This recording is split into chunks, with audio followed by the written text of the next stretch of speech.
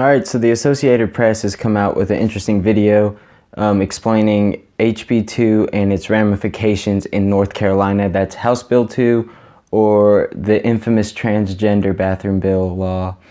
It was passed and companies have been pulling out of it. Ever since then, the state has been losing lots of business and possible revenue. And let's watch this video and see just how big of an impact this might make. North Carolina's so-called bathroom bill appears to be flushing a whole lot of money down the drain. Despite assurances from Republican lawmakers that the law limiting LGBT protections isn't hurting the economy, an Associated Press analysis has found it will cost the state more than $3.7 billion over a dozen years and 2,900 jobs. HB2, as it's called, excludes gender identity and sexual orientation from statewide anti-discrimination protections. It also requires transgender people to use bathrooms corresponding to the sex on their birth certificates in many public places. The $3.7 billion figure also tallies the losses of dozens of other sporting events, conventions, and concerts that have been canceled, but it's impossible to know how much more the state could be losing every day when companies privately decide not to do business. The big impact will be felt in 2018 and 2019 because people and associations that are booking those conventions for those years, they're not calling North Carolina right now. We can't measure when the phone doesn't ring. So in addition to all of this craziness and loss of revenue from the state, similar things have been happening in other red states like Texas.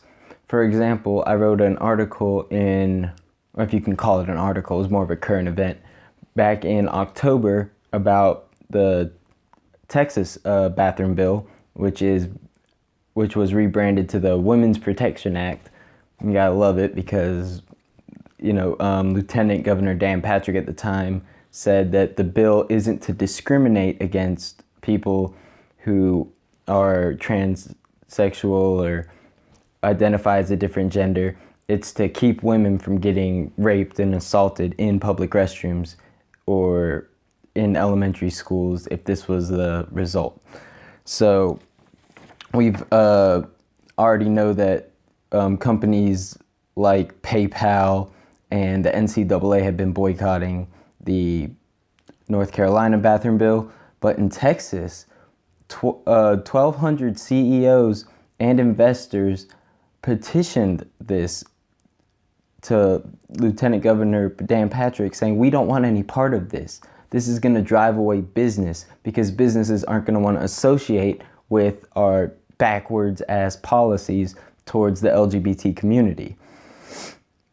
And a study conducted by economists in Texas found that the unintended consequences of the bill in Texas would cost the state possibly up to $5 billion.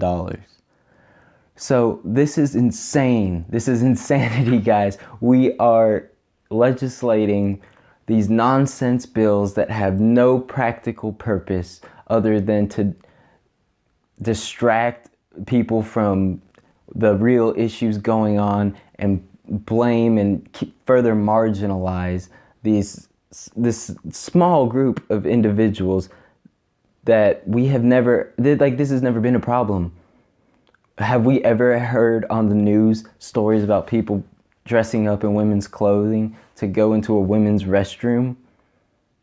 What about the house, or what about the bathroom in your house? Is it gender neutral? Where would a transsexual person go in Lieutenant Governor Patrick's house? In the backyard? So anyway, it's just insane drawing the parallels from the NCAA and PayPal and all of this nonsense to Texas, where we see the same thing happening, where the states are going to lose billions of dollars of revenue because of these ignorant, bigoted policies.